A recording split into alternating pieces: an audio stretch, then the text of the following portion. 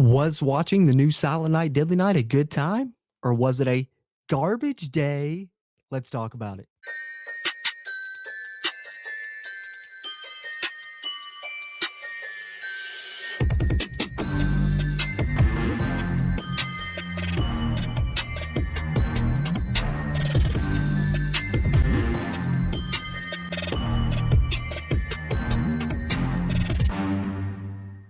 What's happening? What's happening? What's happening? Welcome back into JC's Movies, where you can see all kind of movie and TV show news and reviews with me, JC. Here today to talk about Silent Night, Deadly Night, the remake of the 1980s slasher film. We get the 2025 version here, written and directed by Mike P. Nelson, someone who I love a lot of their work. The Domestics, the Wrong Turn remake that he did. He just recently did the Sweet Revenge Friday the 13th short for the collaboration they did with Angry Orchard. I thought was really good.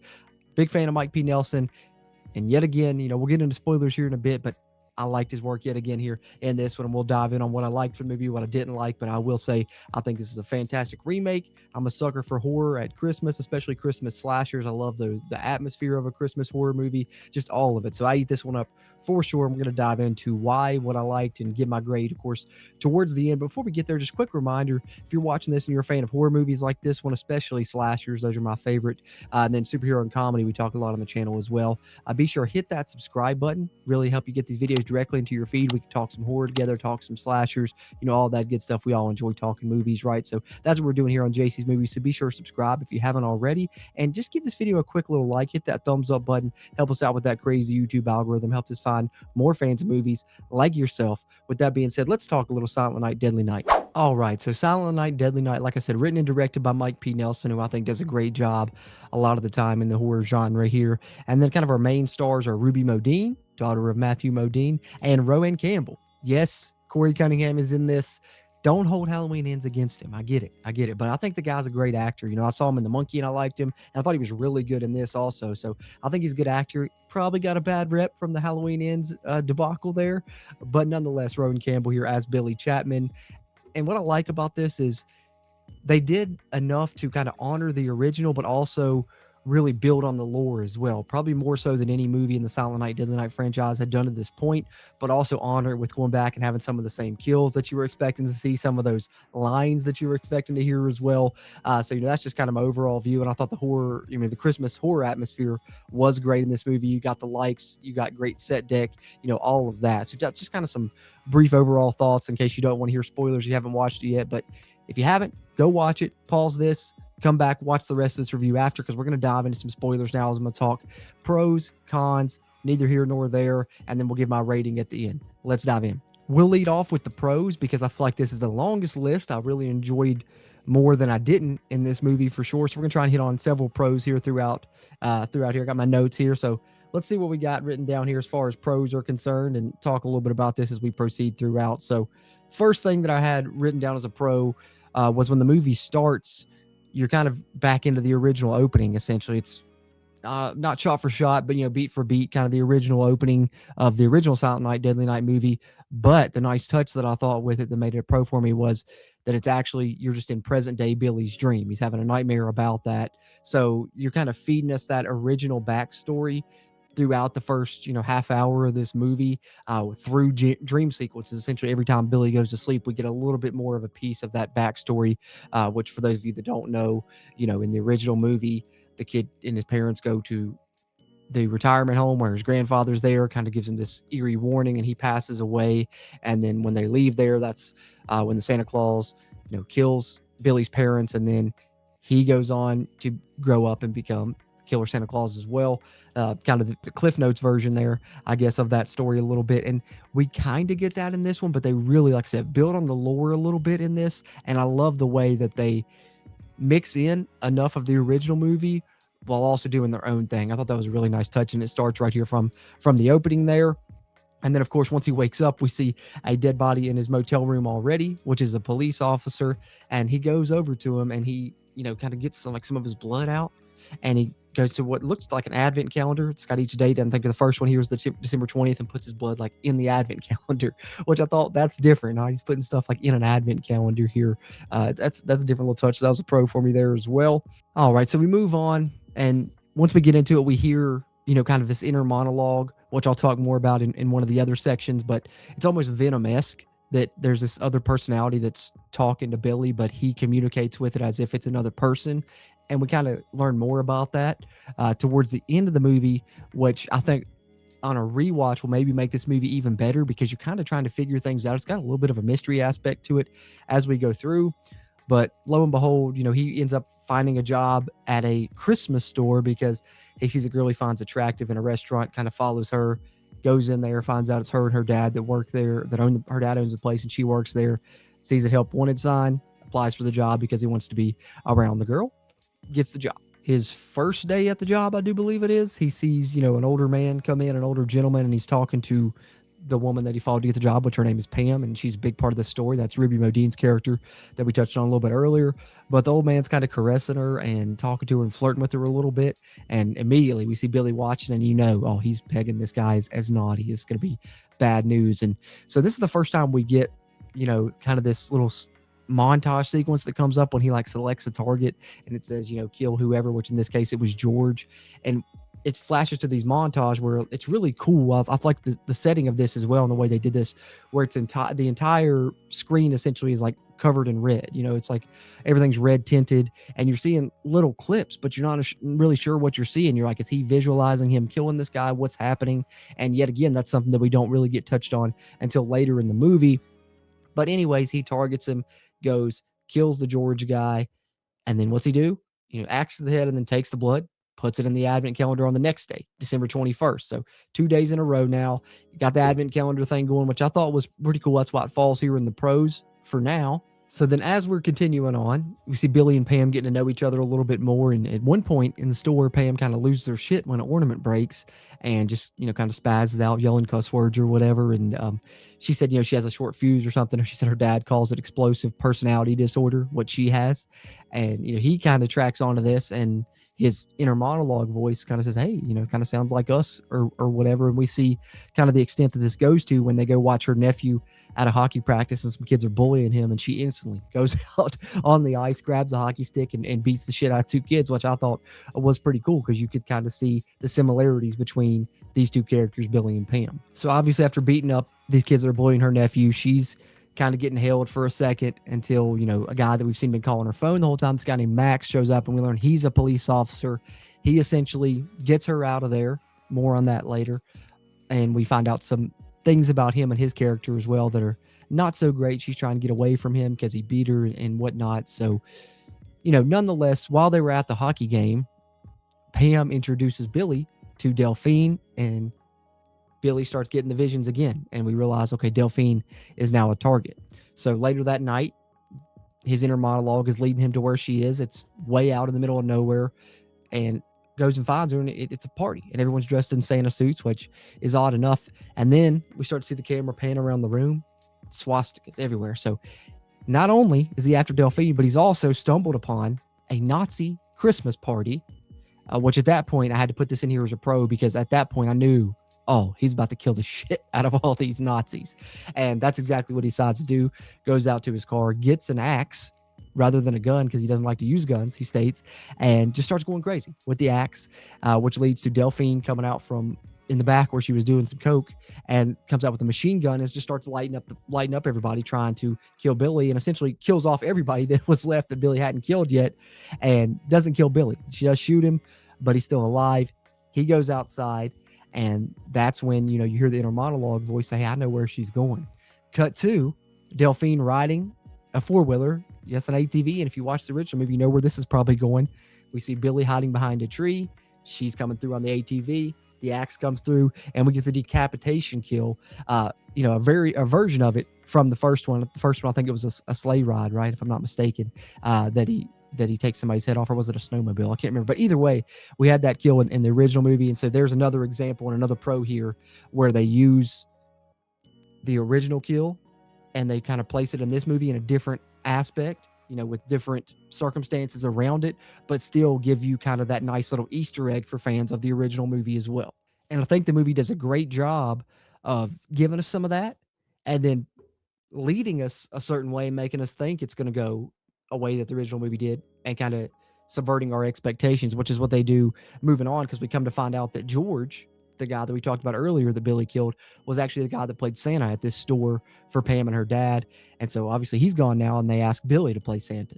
And at this point, you're thinking, oh no, this isn't good, because you're thinking of the original movie, but it goes different this time, and he was actually a decent Santa to the kids, and it goes over kind of smoothly. So we move on to the next pro, which is where I think that it's one of the things that I talked about with the lore building that I think is really cool, because this movie is more so like a character study. We kind of get into the psyche of Billy a little bit more than we did in the original movie. And, one of the things that we find out, because we've been seeing the advent calendar and him, putting the stuff in there for each day, he has this belief, and, maybe it's true, maybe it isn't. We're never really told one way or the other, but his inner monologue essentially is telling him if he doesn't kill someone that's naughty every day, then someone that's innocent will die instead. So that's why he feels obligated to continue doing this and being this killer Santa and whatnot. So I thought that was a pretty cool, little touch there. So that definitely falls in the pros here. And then as we continue, Pam's dad, Billy, and Pam's nephew are spending some time together, and we hear, about this snatcher. And we've seen some missing kids posters popping up, and we kind of learn about that, which is kind of an interesting new angle for this movie, is the snatcher coming in to it, and we kind of get our first talk of it here, and it will go on to play a part in the third act of this movie. So after hearing about the snatcher, it's not long after Pam's dad sees a kid tied up, and he's trying to get the kid out of the back of this truck that's tied up. He knows it's probably the snatcher. He knows this is probably true, and then we see the snatcher sneak up behind him in a Santa Claus mask and shoot Pam's dad. And from that point on, Pam's obviously upset. So Billy's goal then becomes, got to find the snatcher. I got to kill the snatcher. And that's kind of where we lead into from there. So the next pro I wanted to talk about is, I was wondering if they would go there, because we've seen kind of similarities between the characters of Pam and Billy. We've even known that Pam is a true crime junkie. And I wondered, does this mean we're going to lead up to a point where Billy finally, reveals who he is, what he does? And we do indeed get that, which I thought was a nice pro there, especially when it goes over well, and she kind of goes along with it, and she's like understanding, especially since at this point, they're going to go try and find the snatcher. But we get a little bit more of his backstory at this point, which I thought was a nice pro. Like I said, we've been getting the original opening kind of in dream sequences throughout the movie. Now we kind of get the culmination of that, because we find out, and this is another one of the twists right here that I really like, the lore building or whatever, is you find out that his parents actually poisoned his grandfather when they went to visit him that day. And that's why when they left the place there, because they poisoned the grandfather to get the inheritance. And the janitor is the original Santa killer. That's the monologue that he hears, is the janitor at that nursing home. And that janitor then followed his parents and killed them because they were naughty, essentially, right? So it still continues with the theme of only punishing the naughty, which I thought that this did a better job of explaining that, and it gives it a little bit of a supernatural angle as well, which we'll get more into here in a bit, because I think that overall the idea is a pro. I think some of the effects that went into it were maybe a little bit of a con, which we'll talk about. The con list, and neither here nor there list, are a little bit shorter. Kind of touched on some of them briefly as I've gone through the plot here, but tried to hit mainly on the pros. But anyways, we get the flashback then of him, continuing to tell himself. He tells about that story, and then he tells about kind of his essential first kill, which was his foster mother, who had actually killed some of his foster siblings.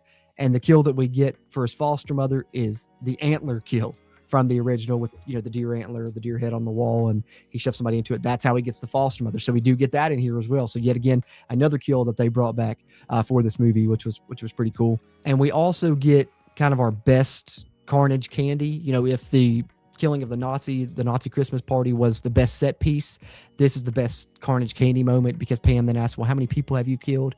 And, were they all bad? All that. And so then we just kind of get this quick montage of him doing all these different killings through the years. Because I think at one point we learned that it's been 10 years that he's been doing this, and we get awesome carnage candy, good effects right there in that flashback scene. So definitely a pro there. And then one of my biggest pros of this movie, and I touched on a little bit earlier, was kind of the supernatural aspect. And then also when we talked about, him targeting somebody, and you get the kind of whole screen colored in red, overlaid in red, if you will, and you see these brief clips, but we couldn't really tell what they were before. Now we know that the visuals he sees when, his inner monologue, which we learn is Charlie, the guy from the old folks home, retirement home, couldn't think of the name there, is, kind of the inner voice that he hears. And that when he targets someone, all he has to do is he looks at him. Charlie uses his eyes. So Billy looks at somebody, and then Charlie gets the images of what they've done, why they deserve to be punished. So we see that when he saw the George guy in the beginning of the film, when he looked at him, he learned that George guy had killed his wife. And they did find his wife's body. So it's legit. There's a supernatural angle to this thing. And, he is only killing quote unquote naughty people. All right, I still have a few more pros, but I want to get into the neither here nor there and the cons before I wrap up with the pros, because the rest of the pros I have are kind of at the end, and we need to go back through here and talk about some of the things that I thought were kind of neither here nor there, and then we'll hit some cons, which the cons are few and far between in this one for me, actually. Really enjoyed this thing. So my first neither here nor there when I started watching it was the inner monologue, because I was like, what is this? What are we doing? Because, we just hear it. It's almost like a narration for us, and then you realize it's talking to Billy, and I'm like, so this is like Venom. It's kind of like Venom right now. And in a way, it kind of is. But I think by the time we get to the end, it grew on me a little bit. But I think not enough for it to be a pro. And it's definitely not bad enough for it to be a con. So it falls here in the neither here nor there. Same goes with the first time we see Billy target someone when he targets George. And, we got that red overlay of the screen, and we got those clips that were just kind of didn't know what was happening. It's neither here nor there for me, because at the time I'm it's kind of confusing until it's unfolded for you later in the movie. Like I said, I think that's why this one might be better on a rewatch even. But because of that, I'm gonna put it neither here nor there, not pro, not con, because it's kind of jarring at first when you first watch the movie until you realize what's happening. And then also neither here nor there for me, kind of the character of Max. I guess at the end, it kind of does play a part. But when he first shows up, it was just neither here nor there, because I'm like, why do we need this? She had a boyfriend that was beating her, and, now he's helping her get out of jail, and he's being kind of menacing. I don't know. It's neither here nor there for me. Same goes with the Snatcher. Also neither here nor there for me. For the climax of the movie, you needed it, but while you're proceeding through the movie, it just kind of feels like an afterthought, like a B plot that you're wondering, are we even going to touch on that? Eventually we do, but it's just kind of in the background throughout the movie, so it's neither here nor there for me. Same goes with, Billy playing Santa and kind of nothing happening there. Essentially, it's got to fall neither here nor there. I don't think it'd be a pro. I don't think it could be a con, but I do like that. Like I said earlier, it subverted expectations a little bit. And then I was neither here nor there on, Pam's dad dying at the hands of the Snatcher, and Billy targeting the Snatcher. For a while, the whole Snatcher subplot to me was just kind of meh. So it's kind of neither here nor there for me. Doesn't excite me, doesn't dampen the movie for me either. So it's got to land here. And that's all I had on the neither here nor there's. Let's talk the very few cons I had for this movie. Then we'll wrap up with my final pros, and I'll give you guys my rating on this Silent Night, Deadly Night spoiler review here. Hey, Merry Christmas, by the way, as I'm recording this one on Christmas. Waited till Christmas to watch this thing specifically. We got the Santa hat on Michael Myers, got the Santa hat on me. It's a good time here. Let's talk the few cons, though. So my first con, and kind of my, I guess, major con, really, there's a couple, but this one right here, at first I was kind of, I don't know, it's got to be a con, just because, do they make up for it throughout the movie and in the back half? I think so. But, over 20 minutes into the movie with no action, especially no action at all in the actual present day timeline, the little bit of action that you're getting over the first 20 minutes are the brief, 30 to 60 second flashback scenes that we have as Billy's, dreams, kind of establishing the opening and establishing his past a little bit for the first 20 to 25 minutes. That's kind of all the action that we have. So that was a little bit of a con. Took a while to get going. And then the other con that I had goes back to that supernatural aspect. When we finally learn of that, we see it happen. Like, we see the culmination of that dream sequence, Billy, going up to the Santa Claus as he's dying and reaching out and touches his hand. And we literally see like this transference of power that's shown via lightning, like going back between the two bodies. But I thought that was by far the worst effects of the movie. It looked really cheesy, really bad. I didn't like that. I think we could have went without, the visual effects of it. You kind of realize what's happening just by the way it's set up. So I don't think we needed the visual effects, and they did not look good. And that shows up a couple of times because it shows up at the very end again, which we'll get to here in a minute. But the other con that I had is going to take us, kind of catch us back up to where we were at the end of our pros, because Billy and Pam, they're going after the Snatcher. They find, his place, and they find these kids in essentially what is a makeshift ball pit in a basement, a crawl space of this house. They pull up, 3 kids, and then Pam gets pulled away by the Snatcher. Billy jumps down in there, stabs the Snatcher, and comes stumbling out of the house after having a knife fight with him where he's been tore up pretty bad. And that's when, guess who pops back up? Shitty old Max that we talked about earlier pops in, and he shoots Billy, and Billy dies. And for me, just I've kind of grown to like the character, so it's a con for me that Billy dies at the end of this movie. But that wraps up my cons. Let's talk the final pros. All right. This pro right here, kind of a non sequitur, but you got to throw it in here because when we're getting the flashback of how many people, Billy has killed, he's in the restaurant in one of them, and you hear the guy, I guess the manager of the restaurant, come in the back, like, "Hey, Billy, it's garbage day." And, getting that quote in there is awesome for fans of the Silent Night, Deadly Night franchise, because Silent Night, Deadly Night 2, the most memorable moment, of course, is garbage day. Had to throw it in the cold open of the video, even. It's a must when you're talking Silent Night, Deadly Night. So I love that they fit that in here somewhere. But, I mentioned the con, Billy comes out, he dies. But the pro that moves on from there is now Billy's dying. What does Pam do? She goes over, she comforts him, and he says, grab my hand. Takes his hand, get the shitty special effect again, unfortunately. But we get that transference of power, which is really, I think, really cool because we've kind of set up throughout the movie how similar these characters are, how Pam has this short fuse. We've seen her use it, to beat someone up in the movie already. And so now we see, she's going to take over this mantle. And that's kind of fitting from what the movie is set up. And to, really ride that home. Love this. The final pro here, transferred from Charlie to Billy. And then when Billy dies, he transfers it to Pam. And we know that Billy had the inner monologue and it was the Charlie guy's voice. Well, guess what? Pam starts hearing her inner monologue and it's Billy. And Billy's there to help her in the same way that Charlie helped him, which I think sets up really cool if they want to continue this to where, the original Silent Night, Deadly Night Part 2 kind of just recapped the first movie and then it was the little brother of Billy. Now you can go out and make a truly original sequel using Ruby Modine's character of Pam as the Killer Santa in Part 2 if you want. And you still get, Billy in there as the voice. So I think that's really inventive way to carry on the franchise and keep Billy in there, even though it may be Pam moving forward if they choose to continue. I hope they do because, man, I love a Christmas horror movie. And to me, rating time, this is the best Silent Night, Deadly Night movie. I'm saying it now. Before I really liked Part 2 just because you kind of get everything from Part 1 and then you get the garbage day stuff and all of that. But, Silent Night, Deadly Night and Silent Deadly Night Part 2 both are campy, which is great. I love 80s camp. Don't get me wrong. But this kind of takes it a little bit more serious. You still get, a few laughs here and there, but it takes it serious. You learn a little bit more about Billy. You kind of get into his head a little bit. Like I said, it's almost more of a character study. Get into that psyche. I love they gave him someone to relate to with the Pam character as well, who understands him. And the way that they built on the lore, crafted their own thing, and then also gave you nice Easter eggs for some of the original fans, I thought was perfect, man. This was one of my favorite horror movies of the year. I'm not gonna lie to you. Thus far, where I got plenty of others to still watch over the next week before we do our top movies of 2025. But to me, this was awesome, man. I love Silent Night, Deadly Night. I'm giving this an 8.5 out of 10. My rating for Silent Night, Deadly Night 2025, one that I super enjoyed, guys. Hope you all did as well, but want to hear your thoughts about it. Let me know your opinion on anything in the movie, your rating, whatever you got there in the comment section. Always appreciate those interactions as we continue to try and grow the JC's Movies channel here on YouTube. Appreciate you tuning in to this one, and I will catch you on the next one.